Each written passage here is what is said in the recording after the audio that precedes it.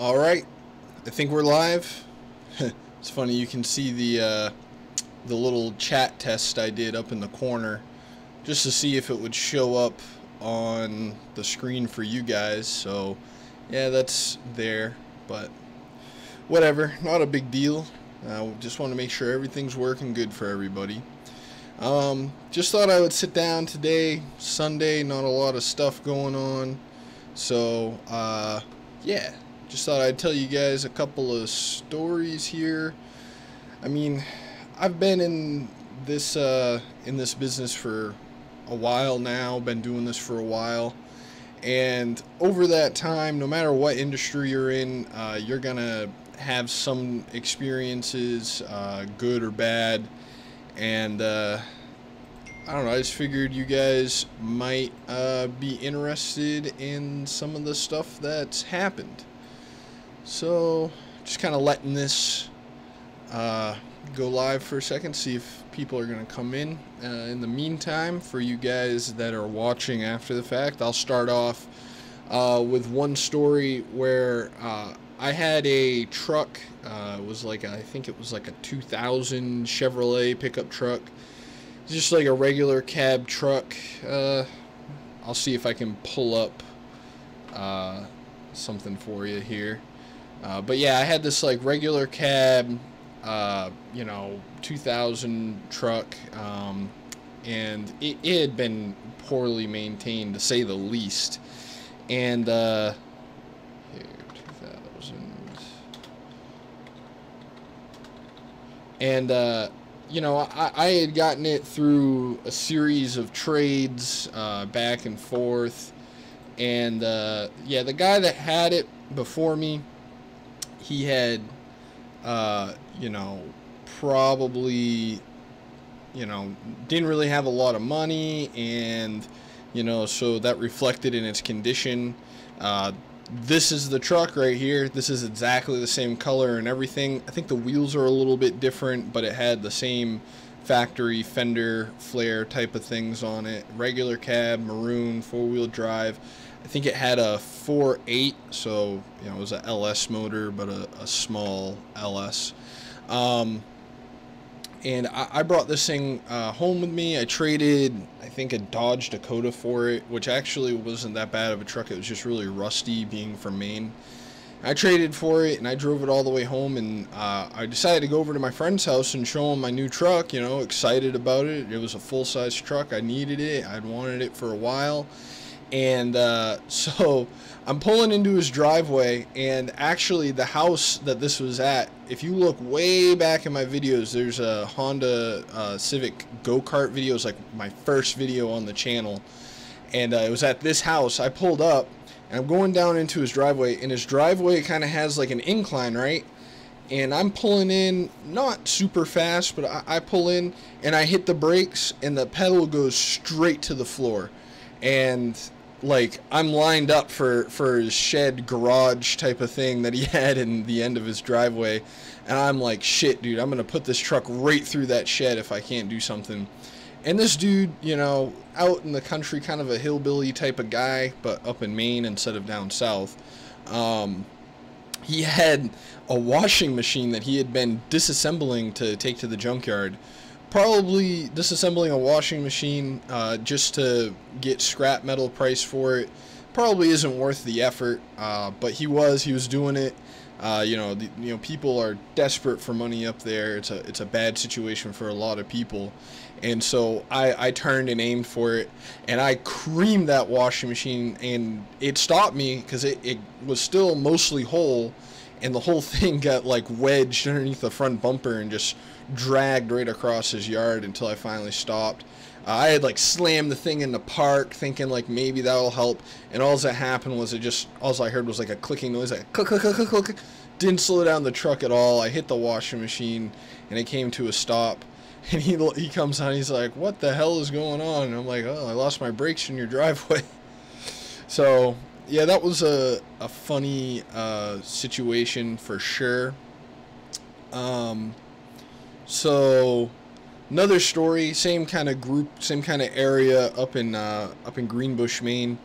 I had through a series of buying and trading stuff, I had come to acquire an '03 Hyundai. I think it was an Accent.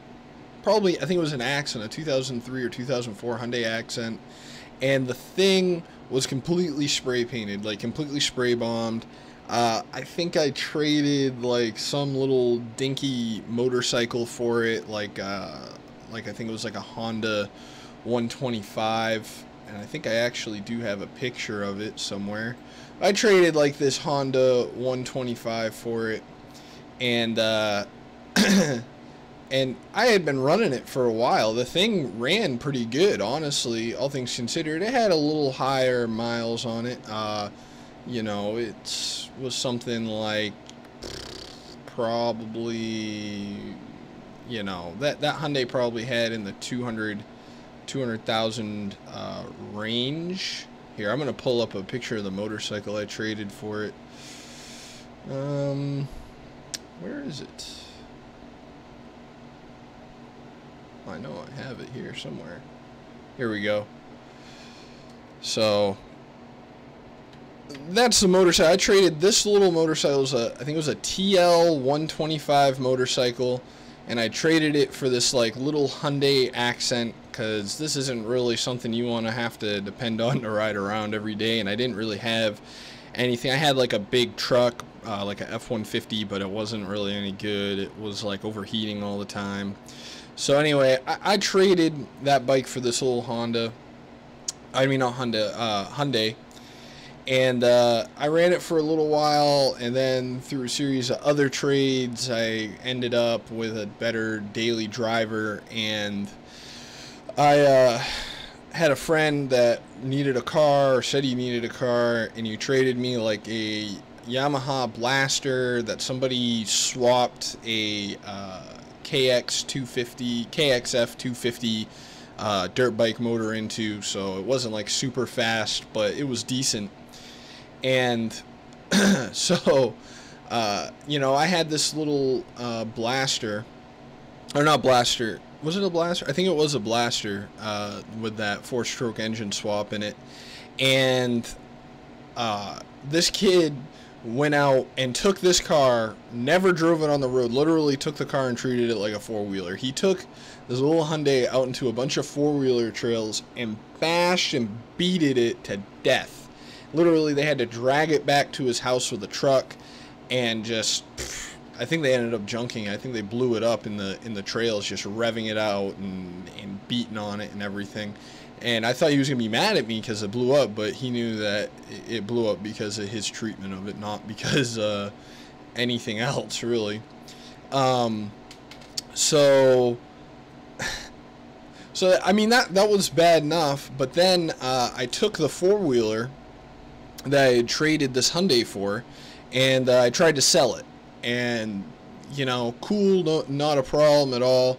You know, thinking I get a little bit of money. You know, I was selling it for cheap, dude. I was selling it for like $600. It ran and drove, but didn't have any brakes or anything like that. So I had it posted for sale. This was like before Facebook had a marketplace. It was a few years ago.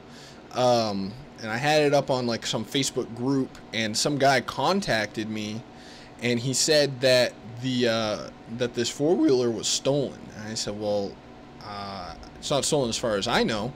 There's not really any way to know because it's a four-wheeler, and a lot of four-wheelers don't have titles. You know, there's not like a paperwork trail for four-wheelers. So how do I prove I'm wrong? I mean, I know that I didn't steal it. I know that I acquired it on the up and up, but you know, how do I really know that it wasn't stolen? So like a doubt was entering my mind. And I said, well, who was the original owner? And then the guy didn't want to tell me who the original owner was. I said, well, can you give me a serial number? He didn't want to tell me that. So I wasn't really sure what this guy was trying to drive at. You know, are you just telling me this for what? Like, what good is this going to do me? And, you know, it'd be one thing if it was stolen from him, in which case I would more than happily help him do whatever to reacquire it without hurting myself. You know, I mean, I did have money involved in it, and you know, I don't want to be hurt either. But he's not saying it's his, and he's not proving that it's actually stolen. So what do I say? So then he messages me a little while later, and he says something to the tune of, it was something like he wanted to buy it, and I'm like, well, you just told me that it's stolen, so you want to buy it now?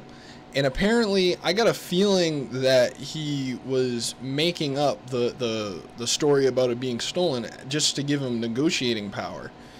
And you know, like anything else, when you post something for sale, you have a number in your mind of like what you'll take for it. So, you know, I knew what I needed to have for it, and he goes, yeah, I want to buy it. So, well, how much will you pay for it? And right on the dime, like right there, he shoots the number over to me. I'm like, yeah, I'll take that. It wouldn't have mattered if he had lied to me and said it was stolen or not. I would have taken that anyway. That was like my bottom dollar number anyway. And then, you know, it did help that I didn't want anybody to think I was harboring stolen property. But the fact that he bought it after the fact means to me that he probably knew it wasn't actually stolen. Maybe it was. He did know the name of the previous owner, and I'm not going to say anybody's names here because I don't want anybody to get in trouble. This is so long ago, I don't think anybody would anyway. But yeah, that was a crazy one. What's trying to think of where else to go with it. Okay, so another good story to tell. I'm gonna go ahead and pull up a picture of the car first. But another good story to tell is probably, it was a while ago, probably, I'd say 2012 would probably be a good guess. I bought this car. This is a 96 Mitsubishi Eclipse. I bought this car sight unseen almost for, I think it was $500 cash. The guy said it ran good. It had been sitting for a long time. It was down in a town called Auburn. There's like a town, there's a pair of towns in Maine called Lewiston, Auburn. They're kind of considered the same place. But this guy was down there. I can't remember if it was Lewiston or Auburn. And so I got a ride with somebody that was already going down there, and I had already like committed to buying it. I had to buy it and drive it home. I mean, I had no other choice. So I go down there and I buy this car, and you know, I got it to start. I got it to run before I left, which was a necessity. And so I had this little car, this little Eclipse, and you know, it was running good. I used it for quite a long time. It was kind of a piece of crap. The exhaust fell off it. It was stick shift. It was rusty. But I had it for a while, and I drove it to upstate New York. And I spent like probably 2 weeks in upstate New York with this car. And finally, it was... that whole trip was a fiasco. I had a job, and they were giving me direct deposit and all that, and what happened was I was only going to be there for a couple of days and then head right back, but for some reason the direct deposit didn't come through from my work. I called them, and they said they didn't know what was going on, and I was working a job at that time that I wasn't making that kind of money to just like have the savings to just go and you know, drive right back. I had depended on the direct deposit coming through to get me home, to get me the fuel home, which is not the way to do it. Not at all. Like, I would never do that now, but at that time, that's just the way life was. So I was trying to get back to work and everything. They didn't send me the direct deposit. Then I was calling everybody like, hey, I'm stuck. I got to get my money so I can get home and get back to work. So these just total pieces of crap people. I mean, this was like one of my earliest jobs I had. You know, I'm not going to go through my whole resume and work history, but it was like, you know, times were tough, especially up in Maine. It wasn't a very good job, and they weren't paying me that much, and I needed the money to get home, and they didn't direct deposit it for some reason, and I was stuck there with no money in my car, didn't have any money for gas or anything. And I had to have my friend go there and try and pick up the check. They gave him a hassle about picking up the check. It was ridiculous. And then finally, after I called him 5-6 times, I let him pick up the check. Then he mails the check, which takes like 3 days to get to me. Then I get the check, and it took me 2 or 3 days to cash the check because I didn't have a bank in the area. It was bad. Finally, I cash the check and get home. So I'm on my way home, coming out of upstate New York, you know, just struggling right along, and I'm almost home, man. I'm coming through this town called Waterville, which is up in Maine, off of 95, probably about 70 miles away from home. And I hit this bridge joint in this car, and if you've ever been over a bridge on a road that isn't maintained super well, the joint on this bridge and the road probably about that far apart, and there was just a hole in between. And that shock from that bridge joint, this is the middle of the night, there's hardly any other cars on the road, it broke my car. It literally broke my car hitting that, because the car was so rusty that the rear control arm ripped out of the subframe, just completely ripped out of the car. The tire was just held on by hopes and dreams, and it was so bad. And I'm going down the road, and the whole thing is shaking, and I think the wheel's gonna fall off, and I'm just trying to get over the side of the road. I make it over the side of the road, and I get out of the car, and I don't know what's wrong, and I look, and everything looks normal. The tire's on, it's not flat. I thought at first I had just had a flat tire, and I was like, well, okay. And then so I pull out again, thinking, well, what's going on here? Maybe I can limp it to the exit so I don't have to get it towed. I take off, and the thing is shaking like crazy. So I pull over again, and I kick the tire, and it's moving like this, you know, just kind of shifting around.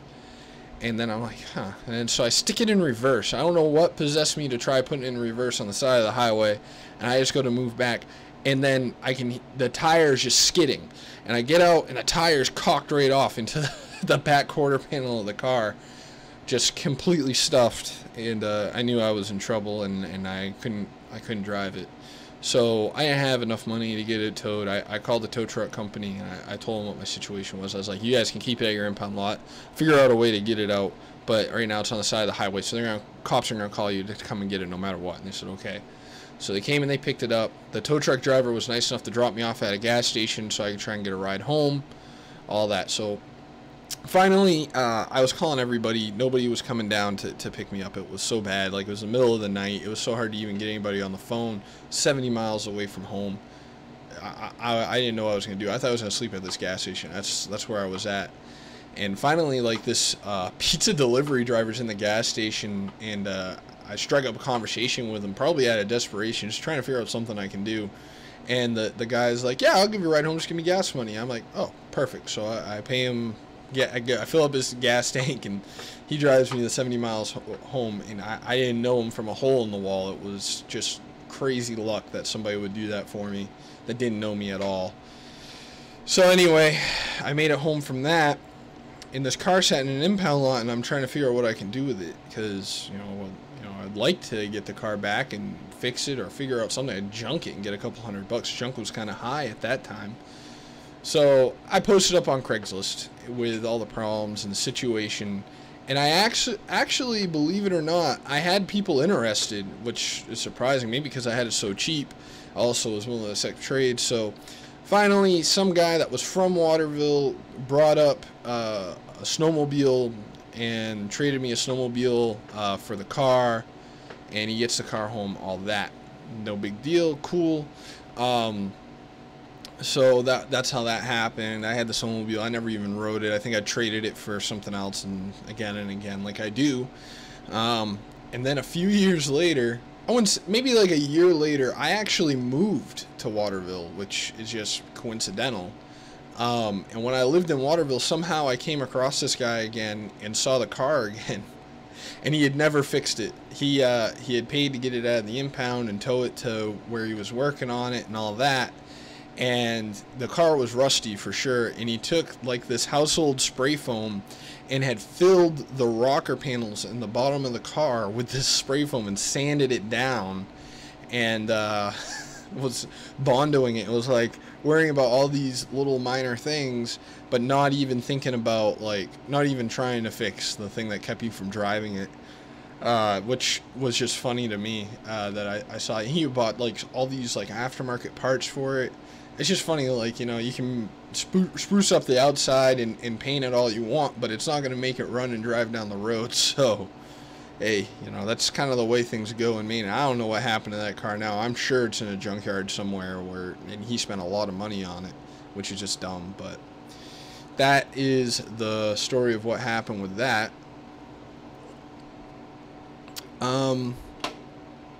Another good story that happened was I had this dirt bike. It was a CR 125. So if you're familiar with Honda dirt bikes, a CR is a two-stroke bike, and it's a 125. So it's a smaller two-stroke, but still like a full-size dirt bike. Pretty quick, has a good amount of power, and I was just having a ball with it. I actually loved that bike a lot. It was so much fun to ride. So yeah, here's a picture of it, I suppose.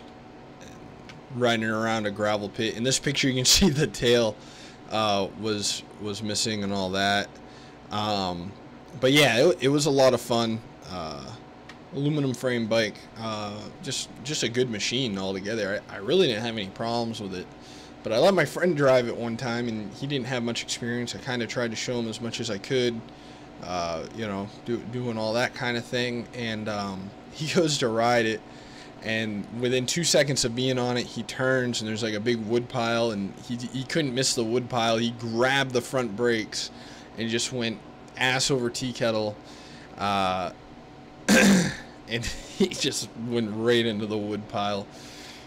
You know, it was funny at the time, I guess, but thinking back on it, he probably could have broke his neck doing that. But, you know, that's what happens. You know, you have a good time, all that kind of thing. What's another one? I just had thought of this too. So another good story here. Hang on, I'm trying to find the picture so I can tell you about it. Oh yeah, this car. So this was a long time ago. 2010 is when this picture was taken. That's about the time I got rid of it. So this car right here, that is a 1985 Camaro? Yeah, something like that. So anyway, this car, the story on this car is just almost misery, actually, more than funny. But the story with this car is I had a K5 Blazer, and you know, nowadays a K5 Blazer is worth money, but at that time they weren't quite as popular as they are now. I had this K5 Blazer, it ran and drove good, and I should have kept it, honestly. But I wanted something a little bit different, something a little bit easier on gas. So I went on Craigslist looking for a car, and I bought this Camaro. Actually, I traded the Blazer for this Camaro, and the engine knocked in it, but it sounded like it was something like a lifter. It didn't sound like the whole motor was knocking, so I took a chance on it, thinking I could fix it. And it's just a V6. It's not worth anything. So I took this thing home, and the whole ride home, it just kept, the brakes just kept locking up on it. Like, I would drive it for a couple miles, and then it wouldn't get anywhere. It would just slow down to a crawl. Then I'd stop for a while, and then I could take off. And it was because the brakes were heating up, because the caliper was dragging on it. And it was misery trying to get it home. I got pulled over 3 or 4 times in this car just trying to get it home. Luckily, in Oklahoma, where I was when I got this car, they have a 30-day grace period from the time you purchase something before you have to register it. So, you know, I wasn't getting in any trouble. So, you know, I got pulled over 3 times. The first cop wrote me a warning thing about, I can't remember what he wrote me. I think it was for insurance, because you're supposed to have insurance even though you have a grace period for your actual registration. You're supposed to insure it at the time you take delivery and drive it. So he wrote me like a warning on the insurance, and he was like, yeah, it's not a big deal, you know, you're not really doing that much wrong. So I got pulled over 2 more times on the way home, because it's the middle of the night, probably like a Saturday night, and this car is crawling down the road like 30 miles an hour in a 55. And I had to show each cop, like, hey, I already got stopped, this is what's up. You go, okay, and they let me go. So so I finally get it back, and the knocking noise was more than just a lifter. It was like the actual wrist pin was bad in one of the pistons, so that car was junk. And so I think what I ended up doing was, somehow I came across a 1974 F100. I needed something to drive. This was like a big mistake. So I got a 1974 F100, and I was driving that for a while, and it was a cool truck, but it was tough to drive, man. It was manual steering, manual brakes, and the worst part about it was the throttle return spring was just worn out. You would touch the throttle, and the thing would like just rev out of control, and then you'd have to like pick the throttle back up off the floor. It was just a bad thing. And so I was driving this F100 around for a while, and you know, it was a cool looking truck. I wish I had a picture to show you, but there was this girl I was working with, and you know, me and her kind of flirted around back and forth for a while, and she wanted to, you know, we were gonna go back to my house and hang out and do the things that you do. And we were driving back, and to get to my house from where we were, you had to take this long dirt road. We're in like Shawnee, Oklahoma, and you know, I offered to let her drive, and she's driving down this dirt road, and dude, first of all, this truck had no seatbelts in it. I don't know why it didn't have seatbelts, because in 1974 it should have had seatbelts, but it just didn't. So we're riding down the road in this truck, and we're coming down this dirt road, and she's aware of the gas pedal but not used to it, and we come up over this hill. We're coming up this hill, and we're cresting it, and she's letting off the gas, but the thing is stuck. She doesn't react fast enough, and we come over the hill really fast, and the back tires just start spinning.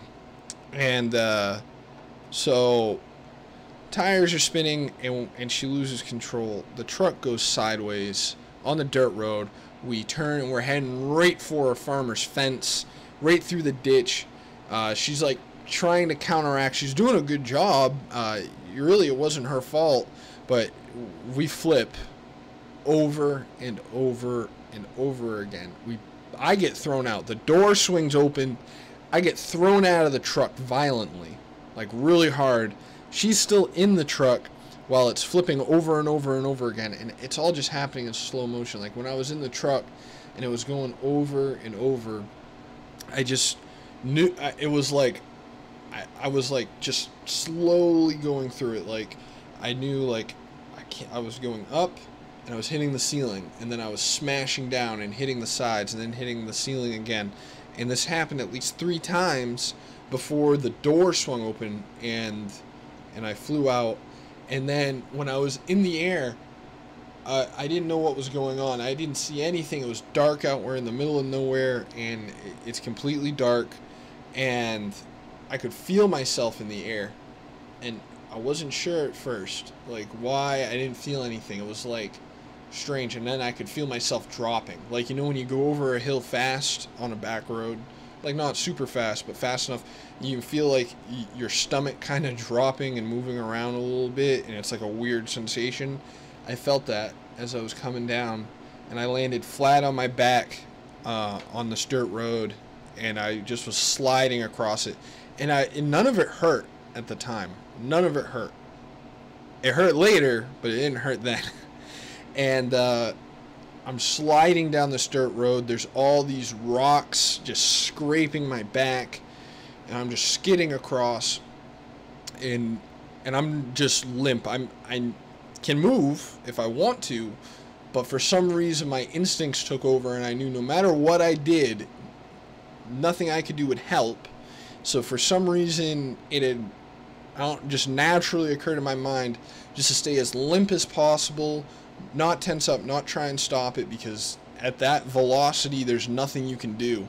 So I'm sliding across the road, and I'm going. I'm feeling the rocks just ripping through my skin. None of it's hurting. My adrenaline's pumping, and I stop, and I hear the truck still rolling, just smash, smash, smash, smash. And I'm like, wow. I'm just looking straight up, seeing nothing but black sky, and I'm hearing the truck just smashing down the road as it's continuing to roll over. And so I come to a stop, and I hear the truck come to a rest. And then I was like thinking to myself, I remember hearing on like TV and in other situations, if you're in a bad accident like that, you shouldn't try to move. And I tried thinking that for a second, but then I realized that this girl was still in the truck, or she was somewhere, and she could be hurt way worse than me. I knew that I wasn't feeling any pain, so I didn't think I was really hurt that bad. I wasn't aware of how bad it was at the time. So I decided to try and stand up, and I popped up like that. I was fine, no broken bones. I stood right up, and I looked, and there was enough light out there from maybe the moon or something, but I could see the truck, I could see its headlights, I could see its taillights, and it was on its side. And I'm looking at the bottom of the truck while it's on its side in the middle of the road, and it seems to still be running on its side, pouring gas all over the ground. And I look around trying to see if I can see this girl on the ground somewhere. I don't see her, so I assume that she's in the truck. I run up to the truck. Every window in it is smashed. The front windshield is still intact because it's laminated, but the side windows and the rear glass is smashed completely out of it. It had like this Tommy liftgate, you know, like kind of like what you see on U-Haul trucks for when you move. It has like a hydraulic liftgate. It had one of those on the back.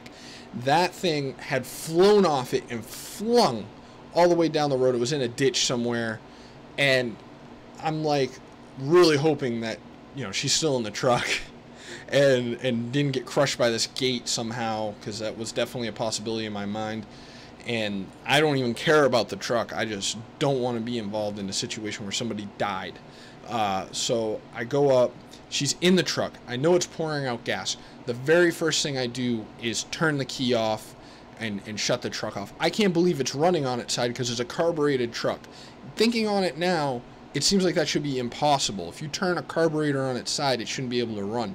But what it was it was just pooling gas in the motor. It wasn't running well, but I shut it off, ripped the key out, and then the next thing I do is I ask her, "Are you okay? Can you talk to me?" And she says, "Yeah, yeah." And she's talking kind of normal, like, "Can you move your hands or feet or anything?" I don't even know how I knew to ask any of this, because I am in no way a medical professional. I'm in no way like qualified for rescuing somebody out of this situation. So I'm like, "I want to get you out of here because it's pouring gas out. I don't know if there's a fire. I don't want you to be in here. I know that you could be hurt really bad, but the only thing that's going to hurt worse than this is if this thing catches on fire." She agrees. I grab her and I drag her out of the back window and try and help her get out. She is able to stand up. At this point, if she did have a broken neck, it didn't matter because I had already moved her. If I did damage, she's not going to do more damage standing up. She was able to stand up, all that. And then neither of us could find our phones. Her phone was gone. My phone was gone. I didn't even bother trying to look. And I said to her, she didn't actually even look that bad. She had a cut on her head. But she really didn't look like she was that rough. Maybe a couple of bruises, but it was too dark to see any bruises. But I asked her how I looked, and she said, "Really bad." And I said, "Really bad?" She goes, "You're bleeding really bad." And I said, "Okay." I couldn't see myself. I could feel the blood on my face, but I wasn't really sure how bad it is. I said, "We have two choices. It's, you know, at least 10 miles back the direction we came to get to anything, and it's at least 10 or more miles the other direction through really rural areas in Oklahoma. So we need to figure out how we're going to handle this." We were waiting around talking about it, like, how do we fix this, because we can't find our phones, we can't call anybody. And all of a sudden I hear a truck coming down the road, and I'm like, good, there's somebody coming, they can call for help. I don't care who they can call somebody. And I said, and she was like, okay, okay.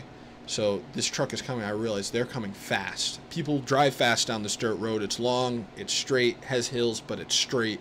And people come barreling down this road. And I realized that we're right in front of a hill. So they're going to crest this hill. And if they're going fast, it's going to be a lot of work for them to stop in time, not to hit this truck that's on its side in the middle of the road. And so I go running up to the hill, and this is when I can start feeling the pain at this point. And once I start running, and I don't care, I don't want to see another accident because that would totally be my fault in a way. So I go running up the hill, trying to wave them down without getting hit by the truck, and they come over the hill and they stomp the brakes because they see me waving my hands, and they slam on the brakes, and they almost hit this truck on its side. I was so scared, and thank God they stopped in time. They were not interested in helping us other than just calling 911 for us. They called 911. They couldn't get around the truck. It was in the middle of the road, and there's ditches on either side. So they couldn't get around us, but they waited there because I think the dispatcher must have told them to wait. They waited there, and I remember almost nothing after that point. So until I was in the hospital. Then I know I was taken in an ambulance, and I know I was taken to the hospital. I got to the hospital, and then I remember laying in the hospital bed, and they were working on me, but I was awake, and they were talking about needing to stitch me up, and I do not like needles that much, and I had never had stitches in my life, anywhere in my body. So I was really nervous about getting stitches, and I said, well, can you at least numb it so I don't feel it? And they said, yeah, that's fine. But I don't know what all was wrong with me, and I don't think they cared because they couldn't prove that I had insurance, so they only really have to stabilize me and make sure I'm not going to die. So they stitched up my eyebrow, so my eyebrow was completely ripped off. I saw a picture after. My whole eyebrow was completely, you couldn't even see it in the picture because of the blood, but my eyebrow had been ripped in half right down the middle, and my elbow had been just completely annihilated. They had to put, I don't even know the number of stitches in my eyebrow, up in my hairline, and on my elbow. I had scratches on my back, but they didn't stitch up my back at all. And when they were doing the work, they did numb it. I didn't feel them doing the stitches, but it wasn't going well. I know that. I don't really remember a ton, but I remember they have these things on your finger, and somehow they can measure your blood oxygen content, and my blood oxygen content was getting really low, and they're like, we need you to take deeper breaths. You need to breathe, and they were starting to freak out. They were calling like other people in. There were like 20 people in this room over stitches, so there was more wrong with me, but they weren't treating it like or anything like that. And they put the oxygen on me. It wasn't enough, and I think I completely passed out. Somehow I came back, and yeah, I mean, there's more to the story. I mean, I was messed up for weeks. I lost my job, lost everything. It was a bad situation. I was in such bad condition after this accident. But yeah, Roger, I guess Serta, I guess that's how you'd say his last name. He says, what a story. Yeah, it is a pretty crazy story. I really don't think I've ever told the story in this detail ever. I think I've told parts of the story to people, but this is the first time I've told that story start to finish with every detail. But yeah, it was so bad. Such a bad thing. But yeah, man, I guess it's not funny, but it was crazy for sure. Other stories, so I remember I had worked with this guy that was dating my cousin. I was staying in a town called Palmer, Massachusetts, and this guy owned a car dealership, a small, like, used car dealerships. I don't think he offered any type of financing, not buy here, nothing. Like, no buy here, pay here, nothing. This guy would literally drive to, because we were in Massachusetts, he would drive down to Connecticut to this CarMax car auction, and he'd just buy, like, the cheapest cars there.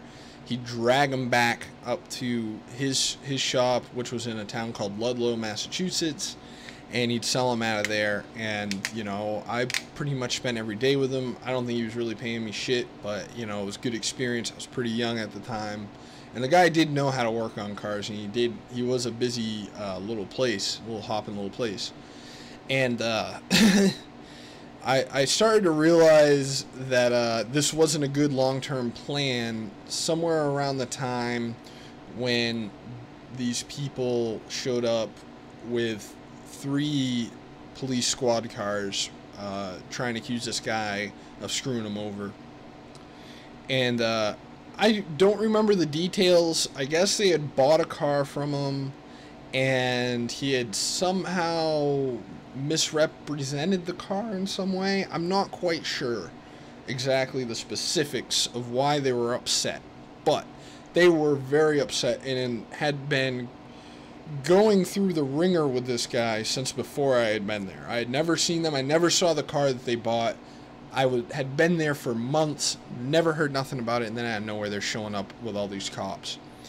And basically the police at this point had so many people complain about this guy. I'm not going to give out his name. So many people had complained about this guy just ripping them off that the police had it out for him and were trying to run him out of town. I mean, this is a small town. And I started to realize there was going to be some troubles. But yeah, that was a bad situation. And Greg says his name is Rick. No, it wasn't Rick. I don't think that Rick ever had a car lot up in Massachusetts. I don't think that Rick would screw somebody over quite as bad as this guy. I know that this guy had sold people cars. For sure, I knew that he had sold people cars with transmissions that were bad that he knew about. He had sold people cars where the brakes didn't really work right. There was a lot of that kind of stuff going on. But I remember there was this guy had a kid, and he had like this shared custody thing, and he would have to take the kid pretty much half the time, so he didn't have to pay child support, whatever. So this kid was around a lot, and the kid was a real pain in the ass. Bad. Like, this kid was bad, and he was annoying. And I don't like to say that about kids, because kids are kids, you know, and they do their thing, and you know, they're cut from every type of cloth. But this kid probably had a really hard life with that guy being his dad, and, you know, having parents that weren't together. And his dad, the guy had an on and off relationship with the kid's mom, but he was also dating my cousin. It was really awkward for me, because I didn't really know what to say about it.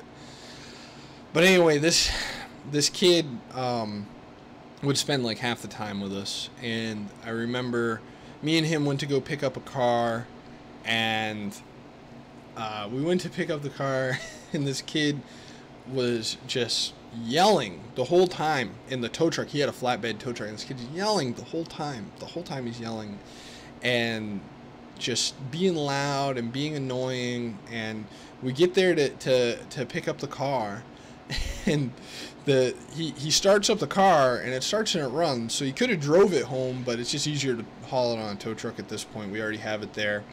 So he starts up the car, and then he's doing some type of paperwork with the auction, and the kid gets in the car, and he's sitting in the driver's seat of the car, and I'm just trying to ignore him, and all of a sudden I hear crash, and I look up, and the kid had managed to get this car. It was like a Cadillac DTS, I think. It was a nice car, actually.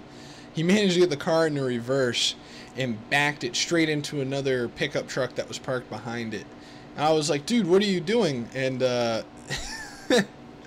he goes, I didn't do anything. The car just moved by itself. And I was skeptical, to say the least. And So I look in the car. He had put the car in reverse, and I said, "Dude, you're gonna be in a lot of trouble." And then I go and I get in the car, and I move it back, and the back bumper's messed up on it, but it's not horrible. And the kid, like, as soon as he sees his dad, points the finger at me, and he goes, "He backed the car into the other car." And I was like, "No, I didn't." And like, me and him are going back and forth about it. I'm like, "I didn't. You did it. I didn't do it." And I'm getting to the point where I'm about to be into an argument with a 7-year-old kid, which I stopped. I thought about it, and I was like, "You know what? This isn't worth it. This isn't, whatever's going to happen is going to happen. He's going to believe whoever he's going to believe. But me arguing with this kid about it ain't going to help." And the guy, I guess this kid had done it twice before. And he goes, "You've done this before. Like, I already know you did it." And, he was upset with the kid. And so it worked out okay for me. Not a big deal. But yeah, that was a story with that. And I'm pretty sure, I think I tried looking him up, because he's not together with my cousin now, and I'm pretty sure he's out of business now. But the sad thing is the guy was a smart guy. He was a good businessman, but he just didn't treat people right. So go figure. Another story. So I used to have this Honda VFR 800 motorcycle. If you don't know what a VFR 800 is, basically Honda made these Magna series motorcycles. So Magnas generally are V4, so they're 4-cylinder engines, but they're in a V configuration, kind of like a V6 or a V8. And I don't know why that was beneficial to Honda, but okay. So I had this Honda VFR 800, and I had gotten it through another series of trades like I do, and I rode it around, and I loved that motorcycle. It sounded so good. It sounded like, I don't even know, it sounded like a crazy high revving V8 almost. And I was riding around, I was loving it. Had a single-sided swing arm. It was a cool bike, handled good, rode good, fuel injected, so it started up first try every time. And I was riding it one day, and there's this sharp turn up in the town that I'm from. And I had slowed down a little bit for this turn, and there was a guy and a forester behind me, and he didn't slow down at all, wasn't paying attention, didn't see the turn coming, and he, without even touching the brakes, this guy slams into the back of me on the bike. I hit the dirt, I'm sliding across the road, and I get scraped up pretty good, ruined my pants, ruined my boots, ruined my shirt. I had like a sweater on. Wasn't hurt too bad, which is lucky. There's no helmet law in Maine, so I wasn't wearing a helmet, and so it could have been pretty bad. It hurt his car a little bit, but it was still drivable after. Totally his fault. Anyway, I was working on trying to come to some type of settlement with the guy about how this is going to get paid for. He didn't want to report it to his insurance, which should have been a red flag, because I don't think he had insurance, so I didn't collect that information from him. But we're both from the same town, and I never ended up getting anything from him, so that was a big mistake. I should have made his insurance pay out. But in the meantime, I had sold the bike, traded the bike for something else after it had been wrecked. Wasn't hurt too bad. It bent the fork on one side and damaged some of the plastics on it, but it wasn't horrible. And so I traded the bike off. Bike had a title, everything was all good to go, everything was fine with that. So the guy I had originally gotten the bike from brought it up to Maine from Florida, and so when I got rid of the bike, I had a title, I had all the paperwork in order, and the guy had lost the title along the way. Nothing to do with me, he lost the title on his own. Then he took the bike without the title and convinced somebody to buy it from him or trade him. I don't know what he did with it. And they got the bike, and in Maine, you can get a title for something, but what you have to do is say that it was abandoned on your property, and they send a cop over, and they run the VIN and run it through a database, all that crap. So somewhere in the middle of all this, the person in Florida who had previously owned the bike, I guess I should start over. The guy that I got the bike from had the bike registered to his ex-girlfriend or her mom or some oddball thing like that. So the title was in her name. Then he brought it up here. I got the bike, retitled it, all that. But in between all this, so after I had retitled it and gotten it all squared away in Maine, in Florida, those systems didn't line up quite the same. And somehow she had reported it stolen after some disagreement she had with her ex or whatever, and reported it to the state of Florida as stolen. So that VIN, somewhere in between, got flagged as stolen. Nobody stole it. It was just a disagreement, and she was trying to take advantage of the guy. So this, but no, none of us knew, because it had paperwork. So that's all you really can say about it. And so the guy has the cop come out, and the cop runs the VIN. It comes up as stolen in Florida. They take the bike. Gone. So the guy is obviously upset. I knew both of the parties, both the guy I sold it to and the guy he sold it to. And so this guy that ended up with it contacts me and says, hey, this is what happened, told me the story. And I said, well, you're lucky, because I had corresponded with this fella that I got the bike from over email, and I had screenshot all the emails out of my inbox, which were still there, thankfully for him, and sent them all on, proved that it was all acquired, legally and everything. I'm not sure what happened. He wasn't upset with me, obviously, because I was like a whole extra person down the line from owning the bike. But so I don't know if he ever got it back. I never really got with him to ask him about it. But what I do know is the guy that I sold it to that lost the title recently ended up in the news for beating up an infant. So, I don't know how that all plays together, but it's just interesting how all that kind of stuff happens. I mean, I got no respect for somebody that's beating up infants, and it was his own kid, I think. I'm not sure though. I don't think he's in jail now. I think I seen him on Facebook posting stuff, because I got him on Facebook, but I saw that he was in the news for it. So yeah, that was the story with that. Another thing that happened was, I think I've talked about this on the channel before, but I had bought this Toyota T100 pickup truck, and this truck was really rough. I don't have any pictures of it, and you'll understand why pretty quick here. But this truck was really rough. It'd been in Maine all its life, seen a lot of winters. It was a stick shift, 3-liter truck, but it ran and drove pretty all right. And so I let my friend, the same guy that took a header on the dirt bike that I was talking about earlier in the stream, I let him drive it home for me, because it's one of those things you got to have multiple vehicles to go back and forth, pick it up, all that.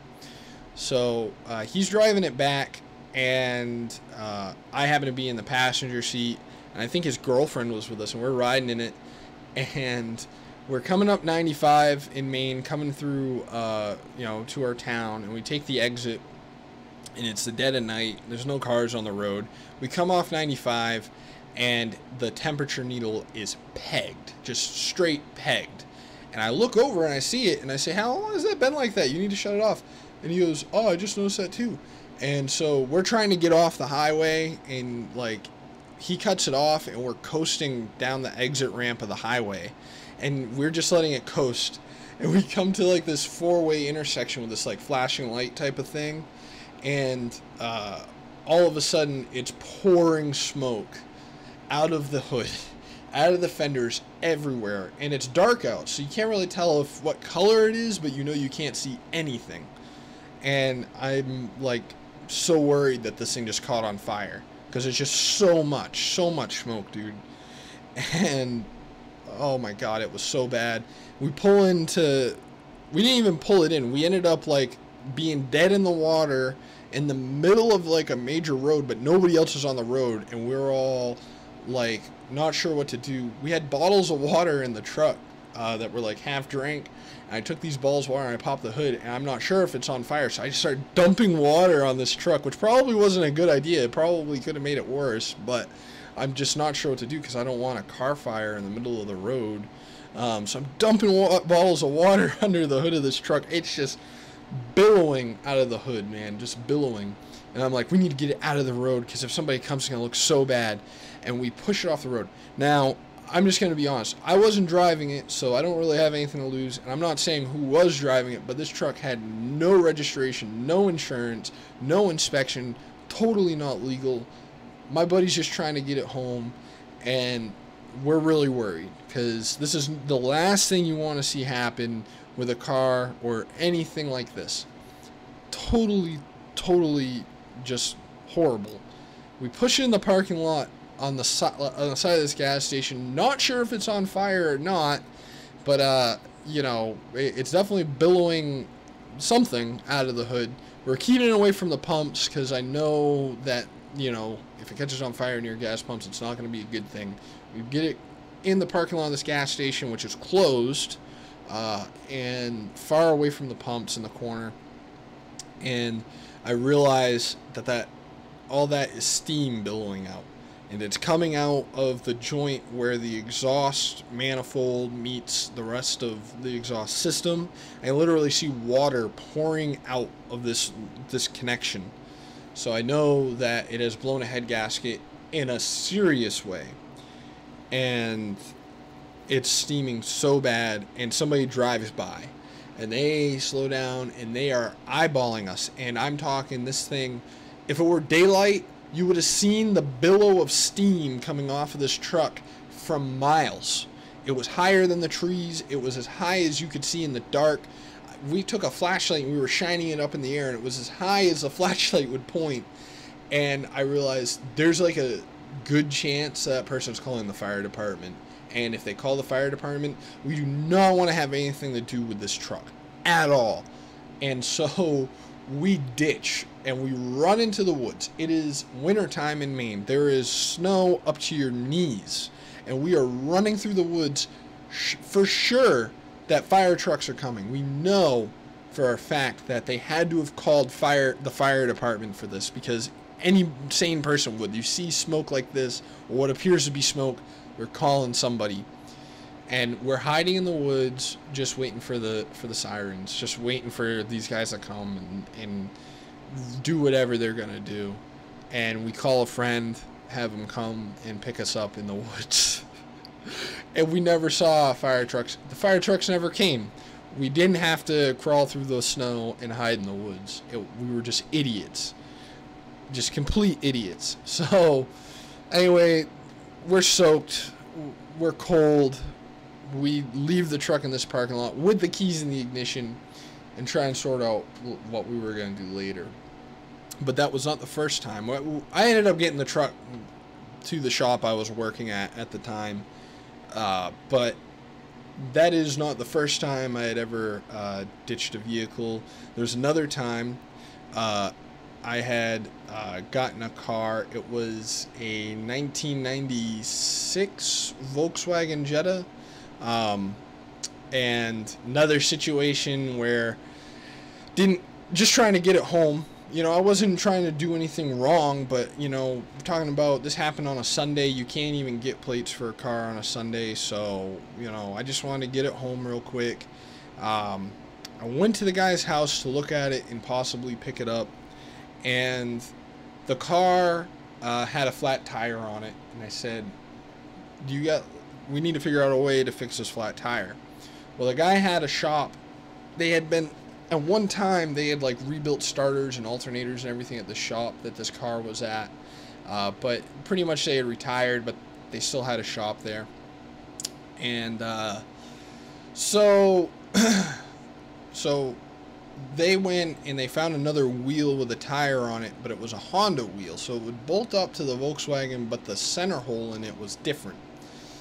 And the guy takes a acetylene torch and cuts the center hole of the wheel out to make it so we can bolt this on the car and roll it around. So we got the wheel on the car, and so that's all good to go. We can roll the car, do whatever we're going to do, and I decide to try and drive it. And I'm driving the car along, and I'm getting pretty close to home, and it's making noises. So I get out, and I take the lug wrench, and I tighten up the lug bolts. So Volkswagen Jettas, this was, like I said, a Mark III, so I think it was like a 96. So Volkswagens, they have bolts instead of nuts, so you have to line up the wheel, line up the hole, and put the bolt in that thing. And so I keep tightening them up and tightening them up and tightening them up, and it keeps coming loose, it seems like. Finally, I stop one more time to tighten it up, and I'm on the side of the road, kind of like in the dirt, and there's like a puddle. And so I get them tightened up as much as I can with this thing. I drive forward, and the whole front of the car just picks right up in the air and then slams right on the ground. I get out. The tire and wheel had fallen off just like that. Just flat on the ground, laying there. Literally the center of the wheel had shaken around so much that it acted like a saw on these bolts, and it sawed off the heads of these bolts, and it was just sitting there. The bolts were like half stuck into the hub, the tires on the ground. It's a mess. It's a really bad thing. I paid $100 for that car, didn't get it home. I didn't know what to do. It wasn't worth anything. I was just gonna junk it anyway, so I was just gonna take some parts off it, then send it to the junkyard. And I decided that having a car on the side of the road with the tire missing was going to attract unwanted attention. So threw the keys in the seat, and I walked the rest of the way home. Left it there, never saw the car again, never heard about the car again, and it was not a good thing to do. As a younger person, this was years ago, outside the statute of limitations on anything that they can do about it, but that's what I did. And probably did save myself some trouble, because if I had waited for a tow truck, probably wouldn't have been a good thing. So yeah. And you know, one thing you guys gotta keep in mind, I'm just being straightforward and honest with this. Some of the things I'm saying probably don't look great on me. It's fine. Almost everything I'm talking about is so long ago that, like, I can talk about it. I've been through it all. I've done everything, seen a lot of things, and you know, learned a lot. So this isn't stuff I would do now. It's just stuff that happened back then. Another thing that happened is one time I had I think it was a 95 Jeep Cherokee, Grand Cherokee, sorry. And I was driving through a snowstorm on I-95, and the weather was really bad. I didn't have it in four-wheel drive, but I probably should have. And I went and you know, I was coming up the road, and there's this big truck passing me on the right, because I ended up in the left lane, because I was like the one that was packed down more. So that's where I wanted to be, but I wasn't going super fast because it was really bad weather. And this guy in this truck, I don't remember, I think he was probably hauling logs, tries to pass me on the right. And he's passing me on the right, and this is a big truck, but the snow is not plowed on the highway, and it's not packed down in that right lane. And he catches a drift just right, and the whole truck just kind of sways over towards my lane. And I'm like trying not to get hit by him. And you can't actually see the road, you can just see the tracks in front of you. And I had caught another drift to the side of the tracks just right that it just sucked me in the ditch. And I went off the highway straight down into a ditch. And I mean, it wasn't bad. I didn't hurt the Jeep at all, but I was stuck in the ditch. It was a lot of snow. I couldn't get my Jeep out, even in 4 low or anything. I was just stuck there. So I had called a tow truck and gotten a ride home. I told the tow truck driver, I don't have the cash on me, but I'll have the cash in the morning. He said that was fine, because I couldn't just leave it there. So the tow truck driver brings it back to his shop, and I don't think much of it. I call him up in the morning. I'm like, you know, we had talked about a price, And you know, I had like that exact amount. Like that's exactly what I had. All the money I had and all the money I could muster up overnight, I had it. I was like, hey, so you know, I'm gonna come down and pick up the Jeep. You know, what's the address? Because this was in a town I wasn't super familiar with, and so I had everybody there to give me a ride over. And he goes, well, we're gonna charge you $50 storage overnight. I'm like, yeah, but it was like literally like less than 8 hours ago that you towed it, so like I don't think, like, you didn't tell me that storage fee would apply ahead of time. And if he had told me, it probably wouldn't have been a problem. So he tells me he's gonna charge me a storage fee, and I couldn't get the money in time. Then the next day he charges another $50, and the next day he charges another $50. I don't know why this guy was doing this to me, because we didn't talk about this before I had it towed. I don't know if he thought he was gonna squeeze me for this money for the storage. Like I would be so desperate to have the car back that that I would find a way to make this money appear, but I wasn't able to do it because it got to a point where very quickly it ended up, you know, I would end up getting the money together to be pretty close, and I was trying to negotiate with him, trying to get the car back, and being like, well, what can I do to make the storage fees stop? Like, if I pay you something, will you stop charging these fees? And he just wouldn't agree to it. And it got to a point where, like, I even considered, like, stealing my own car back. That's how bad it was. Like, this guy was just really, really squeezing me on this money. And so I even, like, found out where his shop was because he wouldn't tell me where it was. I figured it out, and I went over there, and they didn't have an impound lot, but they had like a shop, and they had like parked it in the back of the shop and like blocked it in with like other trucks, and like I couldn't get it out no matter what. And yeah, that was a bad situation. I ended up you know, filing with the state against him because legally speaking, you can't start charging storage until a full 24 hours has passed. But he charged storage the minute he brought it basically to his lot. Like, because it was after midnight that I had it towed. So it wasn't like it was the next day. It was the same calendar day. It was just a couple hours later because I had to wait until the bank opened basically to get the cash for him because he wouldn't take a debit card or anything. So, and all I really needed him to do was pull it out of the ditch. And I offered to pay him with a debit card, but that wasn't working out. So that's what happened with that. That was a bad situation. But yeah, that's the situation with it. That was pretty horrible.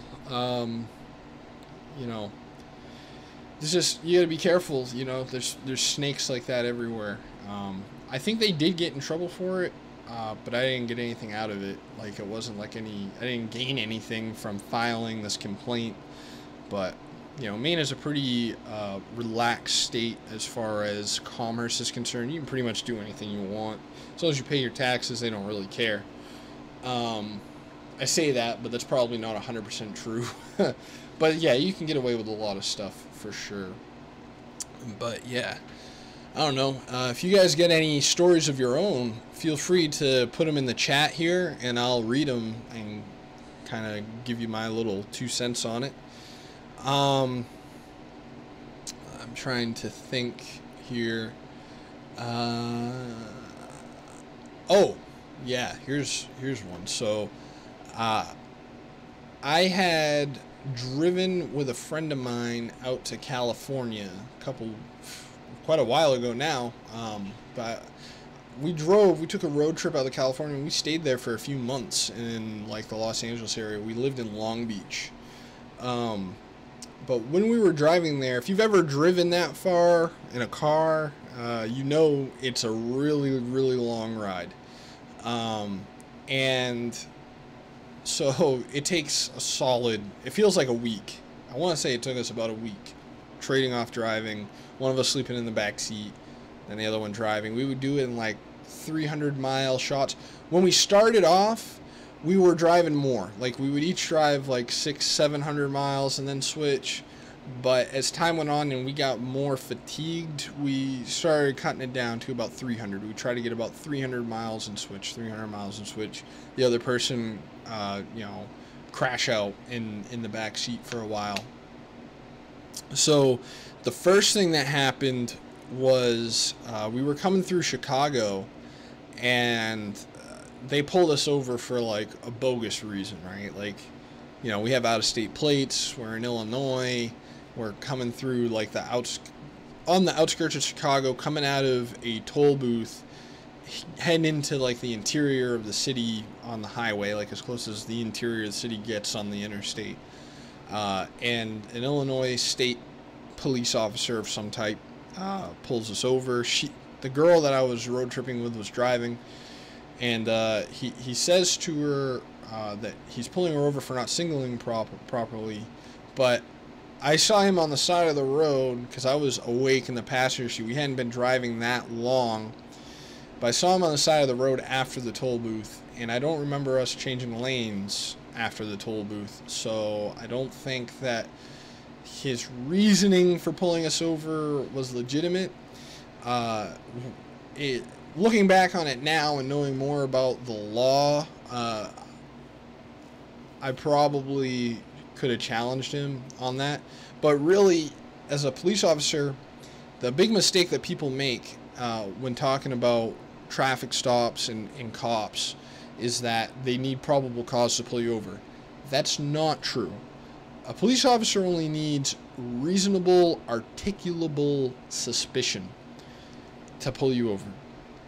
So, being that we're from out of state, having out of state plates, driving a car that is not that new, you know, we're talking about a car that was like at least 15 years old at the time that this happened. You know, he had a reasonable, articulable suspicion that we might be transporting drugs. That's usually the kind of thing that you would see in a situation where somebody is transporting drugs. That's all he really would have had to say. Why he made up that we didn't signal properly when there was no reason to signal, I don't know. But I didn't really call him too much into question on that. But he did, however, say that he wanted to search the car. And we really didn't have anything to hide. But I had a .45 ACP handgun in the back seat, in a case. It was all legal, registered to me, not a big deal. But I didn't know what the rules were in Illinois, and I had heard some stories about Chicago.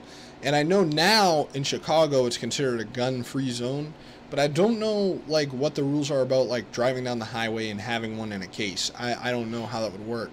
And it wasn't something I was like really interested in exploring, like what their reaction would be. So me and this girl had already talked about it. Like if somebody pulls us over, we're just going to deny them the search. And in Maine, if you deny a search, they pretty much aren't going to search. They're going to be like, can I search your car? If they have a reason to even ask, then if you say no, unless they have like, you know, enough evidence already to pretty much charge you, they're not going to do it. They just don't. It's just not something that happens. And you never get asked to get your car searched in Maine anyway. It's never happened to me. But this guy wanted to search our car, and the guy was a African-American fella. He was a reasonable guy, but I just said no. I don't want the car searched. I have a constitutional right to tell you no. So then he goes, okay, and then he makes us wait there, makes us wait.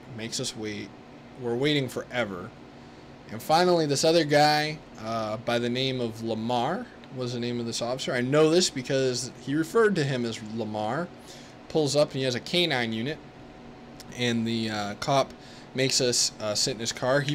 He had put the girl that we were riding with in the front seat of his car and was grilling her for a while we were waiting for the canine unit. And I guess he was asking her, like, does he have something to hide, this and that? And she's like, no, we just don't want our car searched. So the guy shows up with the canine unit. He makes me get out of the car. He puts me in the back of his car. And they're walking the dog around. And I believe that he thought by putting me in his car I wouldn't hear them. But she was in the front seat and had rolled down the window in the front seat. So I could hear them talking out there and going around it. And they're saying stuff to each other. Not super loud, so I could hear the whole conversation. But they were saying stuff like, "Oh yeah, they're definitely got something to hide. We're gonna find it." And they're like walking the dog around, walking it around. They walked it around 5 or 6 different times, 5 or 6 different directions. Ran the dog through the seats. At that point, that's basically searching it. I mean, they're opening up the door, putting a dog inside, but they're running the dog around and around, and you know, I'm getting upset. And then I hear the guy like saying things to the dog. I can't remember like what exactly he said, but it almost sounded like he was signaling the dog as a command. And as soon as he said the signal to the dog reacted and started barking. But the dog wasn't even barking at the car. The dog was like barking up the road. So I don't know like the specifics of like police dog handling and how all that works. But they use this barking as an excuse to say, oh, well, the dog hit on your car, so now we can search. And we both said, well, we're still not consenting to search. And they said, well, it's too bad. So then they searched the car. And then when the guy's getting ready to search the car, I figure he's going to find it anyway. I'm like, listen, I've got a 45 ACP in the back seat. It's here. It's in this case. It's registered to me. I got nothing to hide about it. And you can pick it right up and find it. You know, I don't want you to think I'm hiding something. He goes, okay. So he takes it and he brings it in the car. He has the gun in the car and he's running the numbers and all that. So, oh, look, our friend Mark is calling. The guy I got the motorcycle from. I'm going to talk to him live. Hey, man, what's going on? It did? Okay.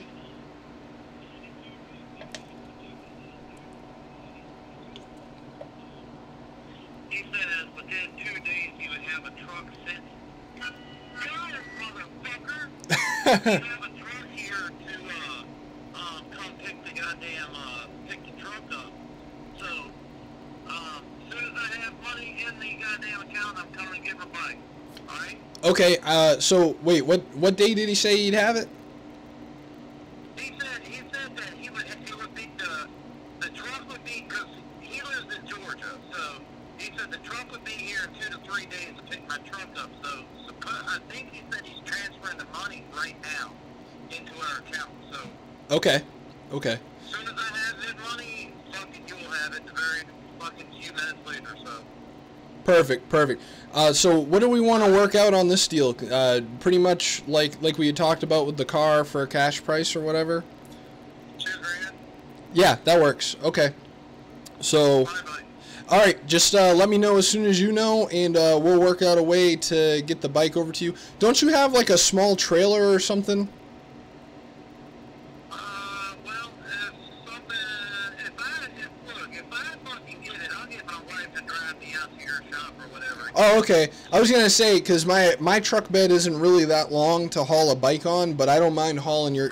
I saw you had it on a small trailer when you first got the bike. I didn't know if that was your trailer. I'll haul it on that trailer if you need me to. It's a buddy of mine, and I really don't want to have to ask him to borrow that again, because that turned out to be, goddamn, I scratched your back now, you must scratch my back for weeks. You know what I'm saying? Yeah, I understand. I understand. That turned out, so.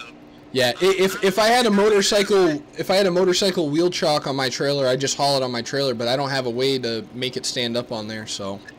It's alright, don't worry about it. Look, as soon as I have the money, I'll get it to you, and we'll get the bike out of your shop. Perfect, perfect. Hey, and if that guy needs to use a card for some reason, I can take credit and debit cards. So I don't know. I've never tried to take. The most I've ever taken is $3 grand, but I'm sure that I could take that much. It just, you know what I mean, has to process. So. All right. But yeah, let me know what happens. All right. All right. Thanks, man. All right. All right, there. Bye. So there we go. That was a live transaction. I think, did I tell you guys about that already? I had this Trans Am, and my buddy really wanted it. A good friend of mine really wanted this Trans Am. He's selling this Excursion. It's lifted. It's got nice wheels on it. Here, I'll try to show you what it looks like. But yeah, he has this Excursion that's lifted. Has like 22s on it, all that. Got the whole works done on it, and he was trying to sell the truck and then take some of the money from selling the truck and buy the Trans Am off me. And but he was asking a pretty good price on the truck. Like, I think, what did he say? I think he said it was I think he was asking like almost 10 grand for it, something like that. So let me hang on, go full screen. There we go. So anyway, yeah, he had this truck, this Excursion, and actually the bike on the back, it doesn't look like that now.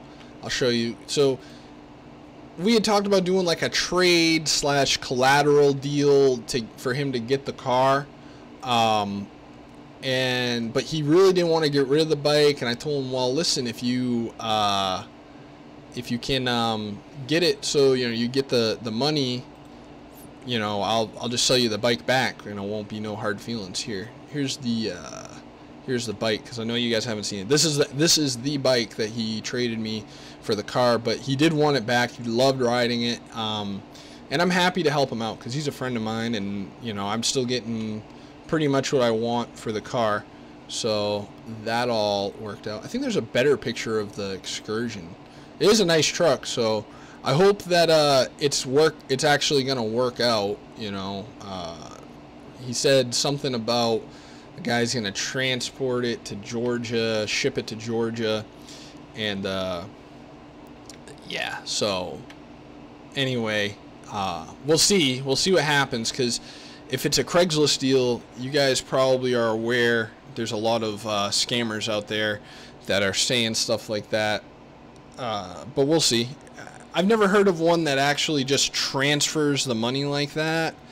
Usually they want to say, oh, I'm going to send you the money, and then I'm going to send you a check, and then when you get the check, you give the money to the truck guy and all that. So a lot of times that's kind of how it works out. But we'll see. I really hope he's...